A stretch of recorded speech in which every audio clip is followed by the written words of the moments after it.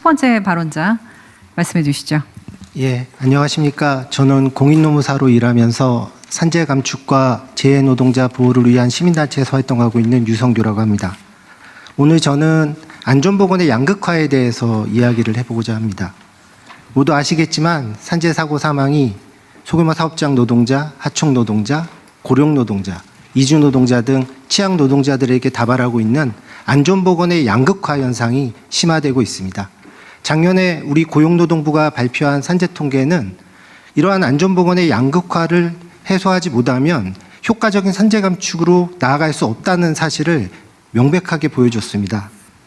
정부의 다양한 노력에도 불구하고 안전보건의 양극화가 지속되는 이유는 대부분의 취약 노동자들이 일하고 있는 소규모 영세사업장은 정부의 제재와 감독이 아무리 강력하더라도 스스로를 변화시킬 수 있는 능력이 부족하기 때문에 그렇습니다. 사실 현장에 나가서 사장님들을 만나보면 무엇을 어떻게 변화시켜야 될지 도대체 모르겠다는 이야기들을 많이 하십니다. 그 정도로 능력이 부족하신 거죠.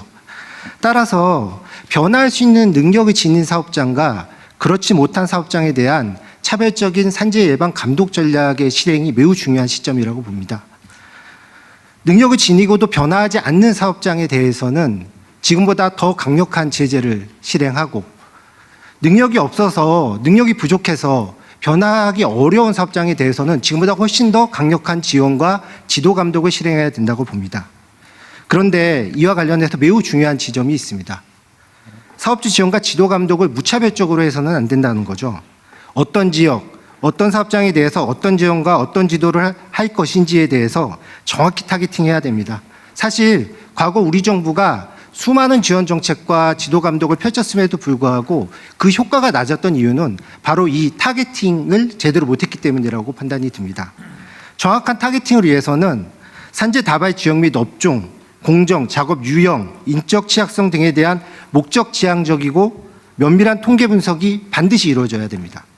자신이 어디에 발 딛고 서 있는지를 모르는 사람은 앞으로 어디로 나아가야 할지도 모르고 사실 나아가더라도 잘못된 방향으로 나아갈 가능성이 높습니다.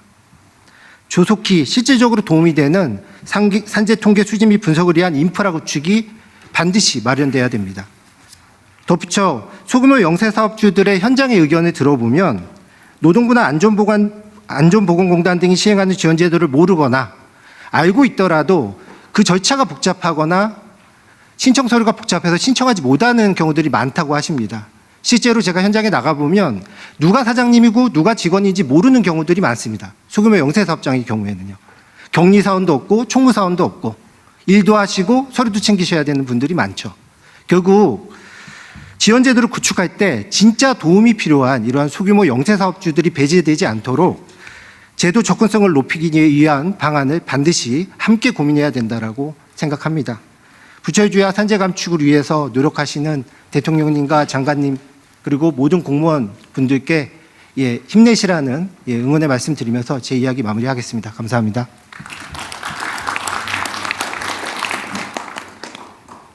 네, 그럼 먼저 장관님이 지금 이 말씀에 피드백을 주실 분이 계신가요? 네, 노동부 장관입니다. 네, 직을 건 분 한번 얘기해 보세요. 네, 말씀 감사드립니다. 말씀 주신 것 같이 이 산업안전에서도 격차가 심화되고 있고 이른바 엄벌주의가 통하는 데가 있고 엄벌주의조차 감당하지 못하는 사업장이 있습니다. 결국 50억 미만, 50인 미만 사업장에 대해서 우리가 어떻게 지원하고 그들의 산재를 줄일 것인가라는 것이 우리의 당면 과제인데요. 일반적으로 경제가 성장하면 산재율이 줄어드는 것이 일반적인 경향이고 대체로 그러한데 우리 경제는 성장하는데 산재가 줄지 못하다는 것은 첫 번째는 산업 구조와 연관이 되어 있습니다. 작은 사업장이 너무 많습니다. 오늘 오전에도 화성시를 다녀왔는데요. 화성시에 우리나라의 중소기업 대부분이 들어있는데 그중에 90% 이상이 소규모 사업장입니다. 이분들에 대해서는 1차적으로 진단이 중요합니다. 방금 유성규 노무사님께서 말씀하셨듯이 고위험 사업장이 어딘지를 정확하게 타겟팅하고 그들에게 맞는 처방을 해 나가면서 작은 사업장에 대한 지원을 강화하겠습니다. 아울러서 충분히 능력이 됨에도 불구하고 반복되는 사업장에 대해서는 경제적 제재도 병행함으로써 그동안 맛없는 당근과 안 아픈 채찍이었다. 이런 비판이 많았습니다. 그래서 당근도 맛있게 하고 채찍도 아프게 해가지고 산재 줄여서 저도 오랫동안 일할 수 있도록 하겠습니다. 고맙습니다. 그거 좀 처음 듣는 얘기인데 맛없는 당근에 안 아픈 채찍이었다. 지금 훌륭한 지적 같습니다. 오래 다니게 해주십시오. 예. 네, 말씀 감사드리고요. 두 번째 주제에 대해서도 아마 지금